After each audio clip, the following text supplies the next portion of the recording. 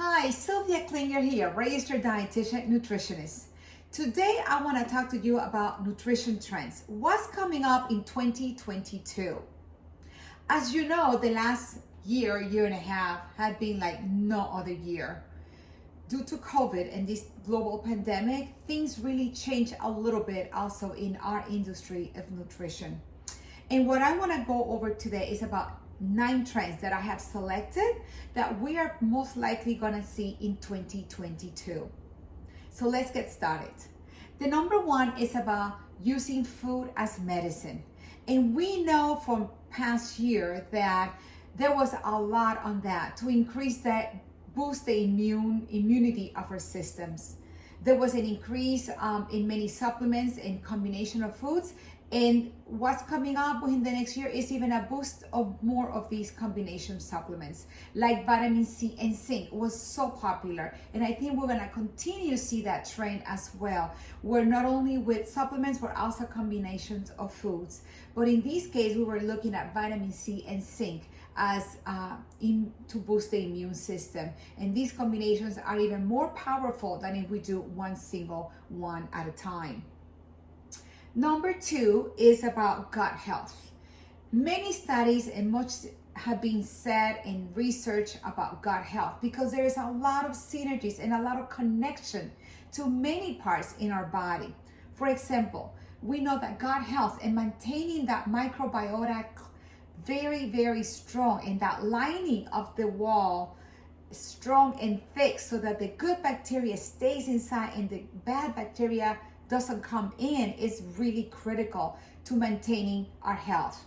And we know that the connection between gut health, maintaining that gut lining strong, is connected to not only gut health, but digestive health, but it's also to heart health, mental health, diabetes management, and most recently even keeping your lungs healthy. So much research are needed in some of these areas, but we know that there's a lot of more emerging things happening between the connection of gut health and also the rest of our body. Number 3 is about sense and sensibility. So sense is about your senses of smell and taste. COVID left a lot of people with their senses disturbed. Many people had waited like 30, 40 days to get their ability to taste and to smell aromas for many days. So this is something that we're actually working on because we know that there's a number of ailments and disease that can lead to issues with taste and texture. When we don't smell and when we cannot taste, it could create other problems. So there's an opportunity to explore and experiment with new textures and flavor profiles. It's important, and they say that there is this new therapy, smell therapy, to help people become acquainted with different aromas that they have lost from having COVID-19 within the past year or so. So again, there is this opportunity to explore and experiment with new flavor profiles and more aromas to help people get back those senses again. Number 4, something that is really exciting to me is about robots and drones. I feel that not only this is important in our nutrition field to help even food service operations to increase their automation of more speed, quality, and consistency, but it also, robots and drones can also help us deliver more, increase that repetitive tasks and those tedious tasks that we have all the time. But that these could become these drones, and these robots can help us to deliver also food to places that are hard to get to. So I think there is a lot to be looked at and explore when it comes to robots and to drones. And I really love technology and what it could do to bring food, nutritious food, to people that are in remote areas. So this automation to increase the speed and quality in delivery of foods, and also to decrease those tedious tasks, repetitive tasks. This is where these robots and these drones can come into place. Number 5 is about going beyond sustainability. We are all about sustainability and how can we waste less and use more resources that we have in place. And this is really interesting because going beyond sustainability, we're looking at about lab work. What can be developed in a lab that can help us feed more people that are, we are becoming more and more every day. More babies are born and we're becoming less, which more people, of course, it's creating more global warming. So going beyond sustainability is about growing some culture, meat, and even other foods in a lab, like dairy, honey, coffee, gelatin, and are among some of the ones that are going beyond meat and that are being developed in a lab so that we can have more of some of these foods that could actually feed other people as well.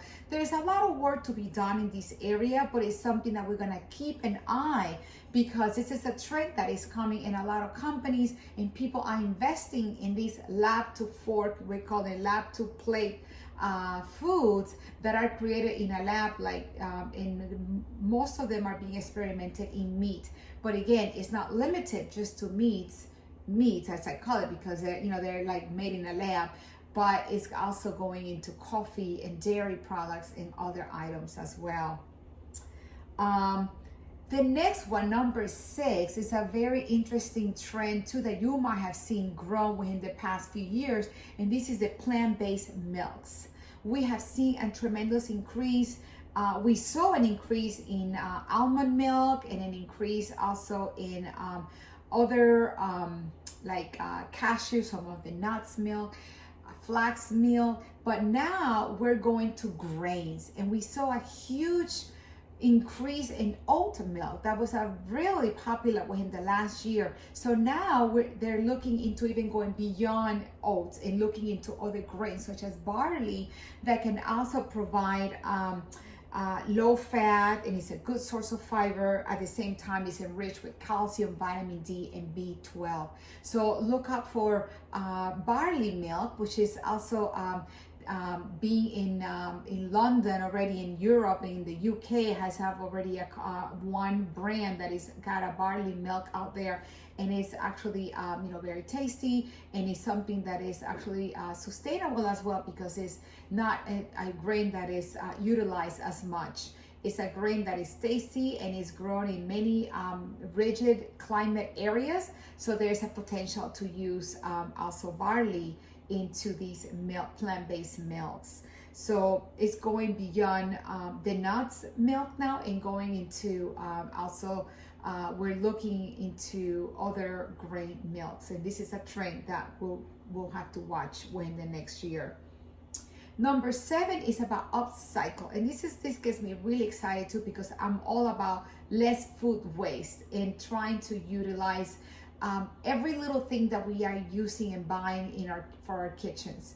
For example, this is about using byproducts and not wasting anything. I have been doing cooking classes where we teach people that, like for example, the careless of the green part of the strawberries. If you're having a smoothie, you can put the whole entire thing. You don't have to take the green part. There is not like a ton of nutrition in that green stems of the strawberries, but it has some, and there is no reason to throw it out. If once you rinse it, it could, doesn't really create any different texture. So you're gonna see that. I also was experimenting with making some juice with like cantaloupe and the seeds, putting the seeds into the blender to make it all together and not waste even not waste the seeds as well. So, and it turned out really good.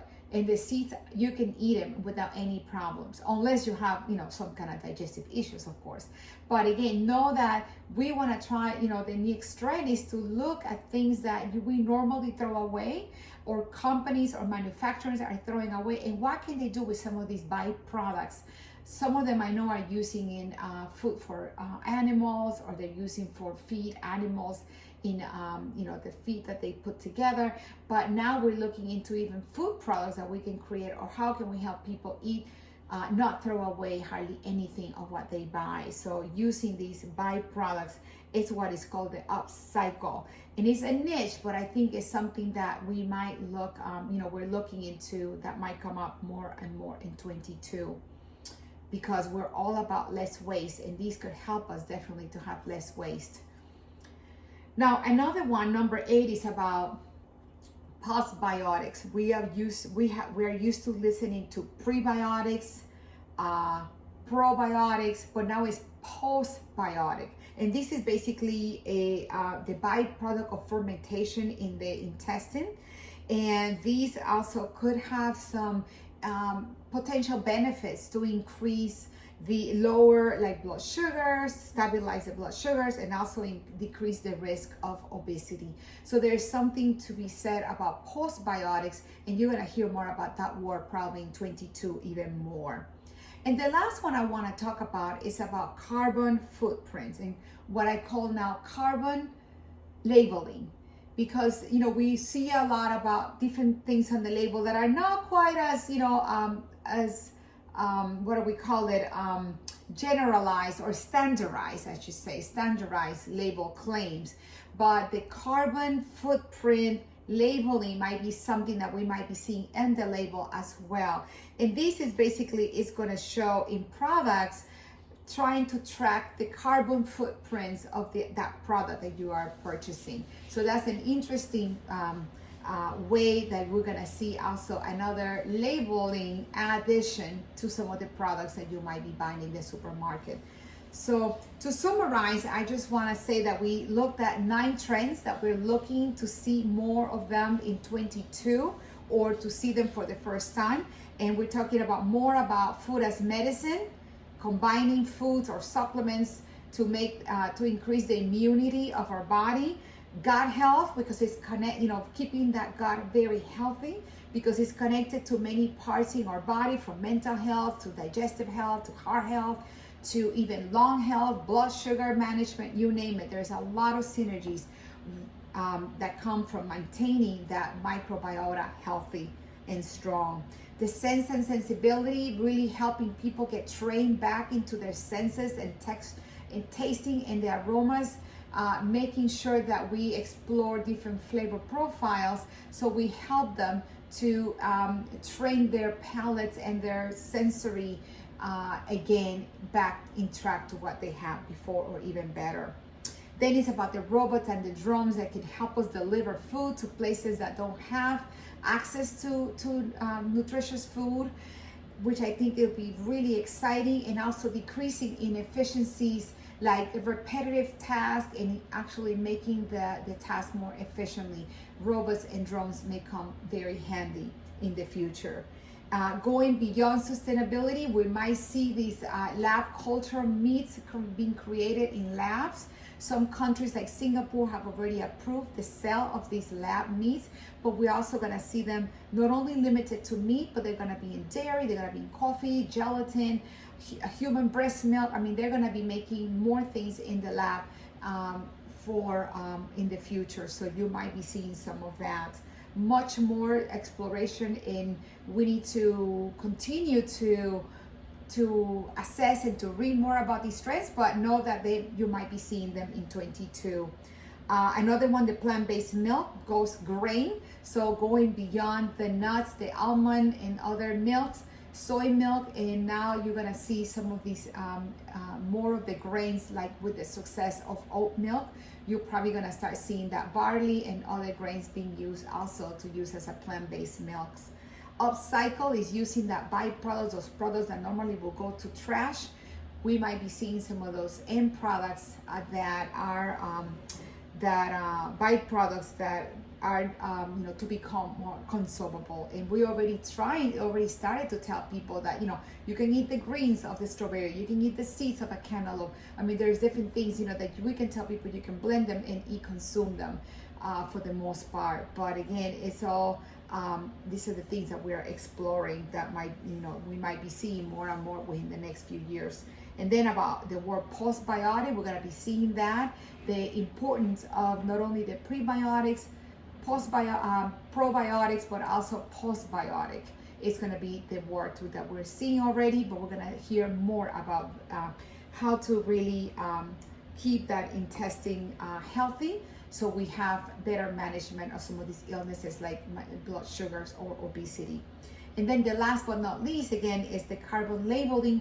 We have seen many labels like from GMOs and gluten-free. I mean, you see all these labels, things that people are using in their products, but one new one that is coming up is about labeling the carbon footprint of that specific product. So again, these 9 trends that I brought you today. Hope that you can keep an eye on them and read more about it, become more savvy about it, because some of them will be beneficial. Others might be something like we go, let's think about that before, let's give it some time to see how these work before we start to, implement them or recommend them to people.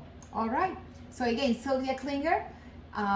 Any more information, you can always reach me at sylvia@hispanicnutrition.com, or you can go into my website, hispanicnutrition.com. Thank you so much. Thanks for your time.